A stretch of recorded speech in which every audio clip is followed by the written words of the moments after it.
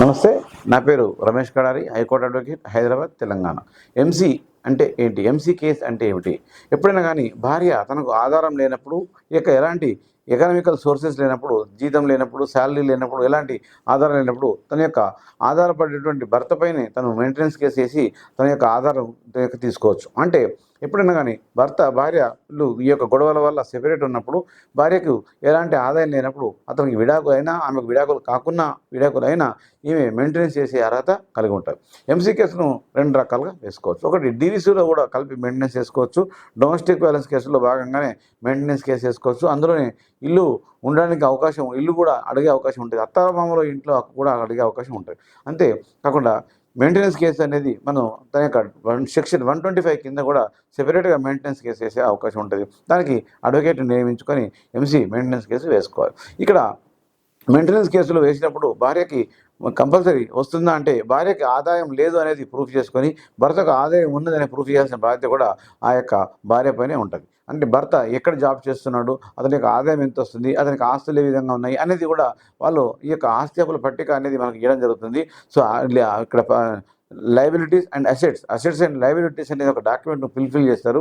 ఎప్పుడైతే మీరు కేసు వేసినప్పుడు అసెట్స్ అండ్ లయబిలిటీస్ యొక్క డాక్యుమెంట్ ఫిల్అప్ చేసినారో, అందులో భర్తకు సంబంధించిన ఆస్తులు ఏమున్నాయి, వాళ్ళ తల్లిదండ్రులకు సంబంధించిన ఆస్తులు ఏమున్నాయి, అతనికి సంబంధించిన ఆస్తులు ఏమున్నాయి, అతనికి ఏ రకాలలో ఎక్కడెక్కడ ఉన్నటువంటి బిజినెస్లు ఉన్నాయి, అలాగే ఎక్కడ శాలరీ ఎంత వస్తుంది, జాబ్లో ఆదాయం ఎంత వస్తుంది, ఇతర ఫండ్స్ ద్వారా ఆదాయం ఎంత వస్తుందో కూడా ఈమె తనకు తెలియజేసినట్లయితే, భర్త కూడా తప్పించుకోకుండా ఉండడం కోసం అతను కూడా చెప్పాల్సిన అవసరం ఉంటుంది. కంపల్సరీ ఈ యొక్క అసెట్స్ అండ్ లయబిలిటీస్ అనేది కంపల్సరీ కేసు వేసినప్పుడే ఈ యొక్క కోర్టులో వేయించుకుంటారు కాబట్టి తప్పించుకోవడానికి ఉండదు. అంతే కాకుండా భార్య తనకు ఎంత వరకు అడిగే అవకాశం ఉందంటే, మోస్ట్లీ కోర్టులు అతని యొక్క ఆదాయంలో 1/4 ఆఫ్ ద ఇన్కమ్ని మాత్రమే భార్యకి ఇవ్వడానికి కోర్ట్స్ అన్ని సిద్ధంగా ఉన్నాయి. అంతేగాని 50%, 60% లేదా నాకు 50 లక్షలు కావాలి, ₹1,00,00,000 కావాలి మెయింటెనెన్స్ అని అడిగితే మాత్రం కోర్టులు ఈ మాత్రం ససేమిరా అని ఒప్పుకోవడం లేదు.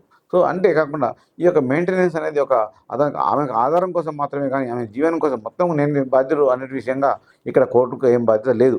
అలాగే భర్తకు కూడా లేదు. కాబట్టి మెయింటెనెన్స్ అడిగేటప్పుడు ఒక రీజనబుల్గా మెయింటెనెన్స్ తీసుకోవడం కూడా మీ హక్కే. కాబట్టి ఎంతవరకు తీసుకోవాలి అనేది మన హక్కు ప్రకారంగా మనం తీసుకోవాలి, కానీ అని ఎంత అంటే అంత అడగడానికి లేదు. సో ఇక్కడ మెయింటెనెన్స్ తీసుకోకపోకుండా ఉండాలంటే ఎట్టి పరిస్థితుల్లో కూడా మన మెయింటెనెన్స్ను అడగడం కూడా మనం హక్కుగా భావించాలి. అడగకుండా ఉండడం కూడా లేడీస్ చేయకూడదు. తప్పకుండా అడగచ్చు, మీకు అది ఒక హక్కు. లేడీస్కు అది అడగడం మన యొక్క హక్కు అని కూడా భావించి మీరు మీ భర్త పైన ఎంసీ కేసు వేసుకున్నట్లయితే కంపల్సరీ మెయింటెనెన్స్ వస్తుంది. ఈ మెయింటెనెన్స్ అనేది మీకు ఒకవేళ మెయింటెనెన్స్ పిల్లలు ఉన్నట్లయితే, పిల్లలకు కూడా మెయింటెనెన్స్ ఇవ్వాల్సిన బాధ్యత తండ్రి పైన ఉంటుంది. పిల్లలకు కానీ తల్లికి కానీ వాళ్ళకు అకామిడేషన్ కల్పించాల్సిన బాధ్యత ఉంటుంది. ఒకవేళ అకామిడేషన్ కల్పించినట్లయితే అతను యొక్క అత్తమామల ఇంట్లో కూడా తల్లి మరియు పిల్లలు ఉండే వాళ్ళ యొక్క రూమ్లో షేర్ చేసుకునే అవకాశం, ఇంట్లో షేర్ చేసుకునే అవకాశం కూడా హక్కులు ఈ యొక్క భార్య మరియు వారి పిల్లలు కలిగి ఉన్నారు. ఈ విషయాన్ని కూడా మనం గుర్తుంచుకొని మీరు యొక్క భర్త పైన మీరు దావా వేసిన పిటిషన్లో ఈ యొక్క విషయాన్ని తెలియజేయచ్చు. అంటే మెయింటెనెన్స్ అనేది ఒక హక్కుగానే భావించండి. సో ఈ యొక్క మెయింటెనెన్స్ కేసు వేసేసినప్పుడు ఎప్పుడు కానీ ఇక్కడ కేసులోకి భార్య రావాలి, అలాగే హస్బెండ్ కూడా ఎవ్రీ టైంలో కంపల్సరీ కోర్టుకు అటెండ్ కావాల్సిన అవసరం ఉంటుంది. అప్పుడు మాత్రమే మీరు ఈ యొక్క కేసులో ప్రూఫ్ చేయడం జరుగుతుంది. అంతేగాని ఈ యొక్క 498 కేసులాగా కేసు వేసేసి ఉంటే మాత్రం ఈ యొక్క మెయింటెనెన్స్ అనేది రాదు. భార్య కూడా తప్పనిసరిగా కోర్టుకు హాజరు కావాల్సిన అవసరం ఉంటుంది. సో ఈ మెయింటెనెన్స్ కేసెస్లో చాలా మటుకు లేడీస్కు సక్సెస్ అవుతున్నారు. సో కానీ భర్తలు వాళ్ళ యొక్క ఆదాయం తప్పించుకుంటున్నారు. కొందరు ఉన్నవాళ్ళు ఉద్యోగాలను మానేస్తున్నారు, ఆస్తులను కూడా అమ్ముకుంటున్నారు.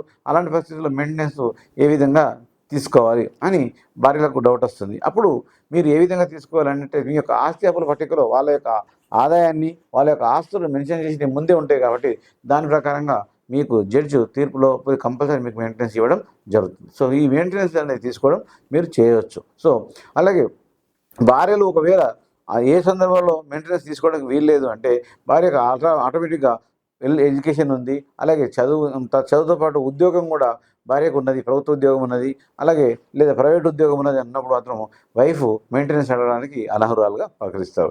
కాకపోతే వైఫ్ యొక్క చిల్డ్రన్స్కు జాబ్ ఉన్నా కానీ వైఫ్ యొక్క పిల్లలకు మాత్రం మెయింటెనెన్స్ అడిగే కంపల్సరీ కలిగి ఉంటారు.